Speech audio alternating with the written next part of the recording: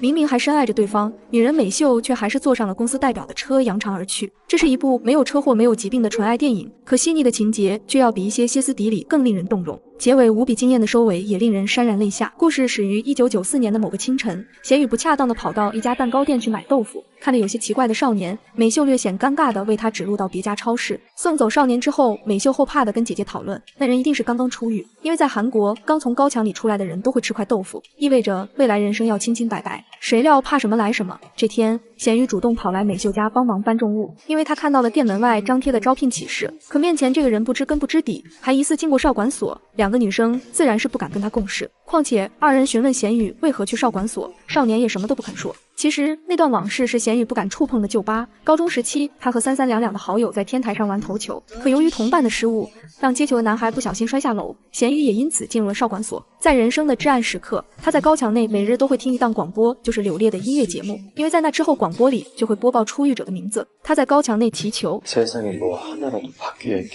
但出狱后，世界没有他所想那般改变，依旧是一成不变。直到那日和美秀相遇，奇迹毫无征兆地发生了。他最爱听的那档节目换了主持人，虽然不是什么巨大的变化，但足以给他接下去生活的信心。不过，虽然少年不肯透露进少管所的原因，但通过相处，美秀也察觉到他并非坏人，开始试着接纳他。在小小的面包店里，贤宇开始学习做面包，开始新的生活，跟美秀和姐姐的关系也越来越亲密。外表帅气的贤宇成了面包店的福星，很多高中小女生经常成群结队跑到店里看他。下雨天没有生意，两人就会坐在店内欣赏着雨点，伴着悠扬的音乐，目光接触的刹那，二人感觉心中有什么东西被撬动了。本以为生活会这样平静安逸下去，可某天一个不速之客突然闯入，他将狐朋狗友都召唤过来，为了不给店内添麻烦，贤宇预支了薪水，将几人带到饭店谈话。原来这些人就是当初跟他一起在天台玩头球的人。贤宇想避开他们，避开那些让他追星的回忆。虽然嘴上这么说，可美秀一直在等少年回来，等到面包店都歇业了，那人还是迟迟未归。3年后，美秀来到中介所找工作，巧合的是有一份工作是柳烈广播电台的广播员，这也让他再次想起了那个短暂路过他生命的少年。自然为了生计，他选择了另一份薪水较高的工作。找到工作的美秀来到面包店门前怀念过往，一转身，熟悉的脸闯入眼帘。久违相见，美秀才得知原来贤宇继续读书了。激动的她邀请贤宇明天一起去姐姐的面汤店吃饭。谁料短暂的相遇又是漫长的分别。美秀回家后不舍就这么仓促告别，又将贤宇叫了回来。家里没男装，只好随便找来一套。看到贤宇穿着女装，她不由得笑出声。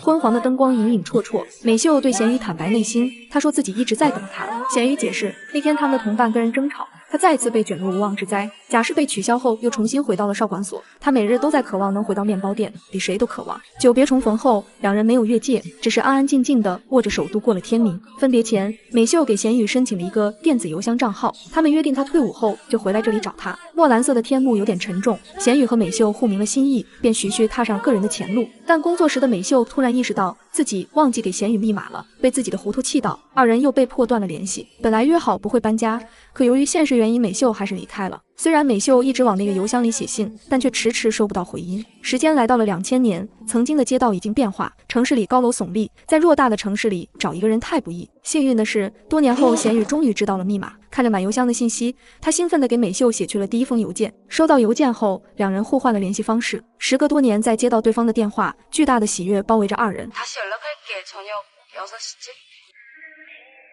倒霉的是，贤宇又被卷入到不幸的事件里了。他兼职的健身房收了会费就跑路了，他无端被打了一顿没有还手，而刚洗清嫌疑出来，那群曾经的伙伴又找上门，这些人就如同魑魅魍魉一般摆脱不掉。回到家想给美秀解释些什么，可对话框内容删了又删，最后还是没能开口。美秀贴心的给贤宇发去邮件，称自己最近生活也一团糟，干着自己不喜欢的工作，现在见面确实不是最佳状态，等到两个人都变好之后再见面吧。5年后，又是一年春，美秀来到了心心念念的出版社工作，精神面貌也比5年前好得多。这天出版社楼上来了新公司，美秀和贤宇再次毫无征兆的相遇了。这次两人比以往平静得多，贤宇租了以前美秀的房子，这一次二人终于不愿再错过彼此。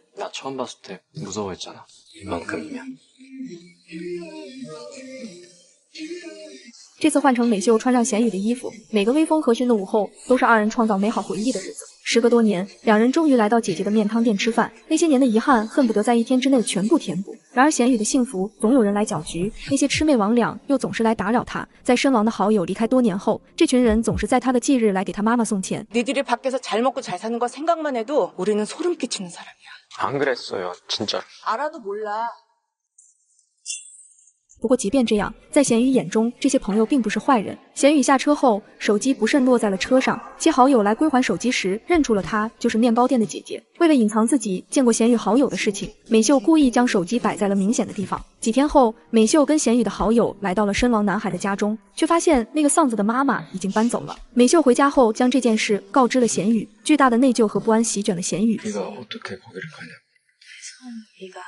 这段往事他唯独不想让美秀知道，他瞒了他10多年，却在这一刻崩盘瓦解。更让他悲伤的是，美秀似乎也在怀疑他，这也是他最为崩溃的一点。情绪失控的贤宇找到了昔日好友，气愤他为何要跟自己爱人说这些。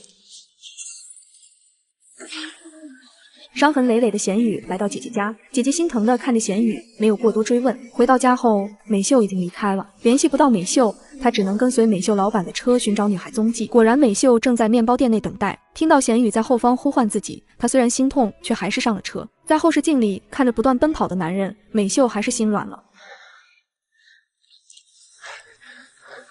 사랑해, 미수야. 有时候感情中仅仅有爱是不够的，即便再相爱，可猜忌、怀疑、不安这些情绪也会让爱变得粗糙无比。 믿는다고. 옛날에 나 기억도 안 나는데 그걸 다 기억하고 왔어.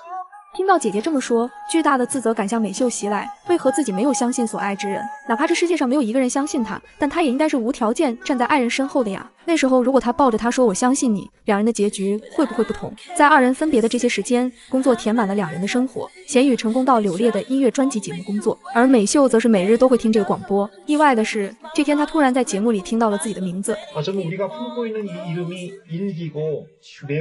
投稿人正是贤宇。听到主持人这么说，美秀努力克制情绪，怕被同事看出。